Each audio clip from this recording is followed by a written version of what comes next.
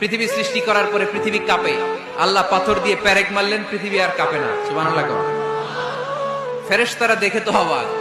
ফেরেশতারা বলে, আল্লাহ পাহাড়ের এত শক্তি, পাহাড় গেড়ে দিলেন পৃথিবীতে, আর পৃথিবী কাঁপে না। হাল মিন খালকিকা আশাদ্দু মিনাল জিবাল, আল্লাহ আপনার সৃষ্টির মধ্যে পাহাড়ের চেয়ে শক্তিশালী কি কিছু আছে? আল্লাহ বললেন, নাআম, আছে। আল হাদিদ, লোহা। লোহা পাহাড়ের চেয়ে শক্তিশালী, কারণ লোহা পাহাড়ে মারলে পাহাড় ভেঙে যায়, ঠিক কিনা? ফেরেশতারা আরো অবাক, লোহা এত শক্তিশালী। হাল মিন খালকিকা আশাদ্দু মিনাল হাদিদ, আল্লাহ তাহলে লোহার চেয়ে শক্তিশালী মনে হয় কিছু নাই, আছে? আল্লাহ বললেন, নাআম, আছে। আন্নার, আগুন, কারণ আগুনের মধ্যে লোহা ফেলে দিলে লোহা গলে যায়, ঠিক কিনা? ফেরেশতারা তো আরো অবাক। ফেরেশতারা বলে, তাই নাকি? আগুন এত শক্তিশালী, তো হাল মিন খালকিকা আশাদ্দু মিনান নার, আল্লাহ আপনার সৃষ্টিতে আগুনের চেয়ে শক্তিশালী কিছু আছে? আল্লাহ বলে, আছে। আলমা, পানি, কারণ আগুনের মধ্যে পানি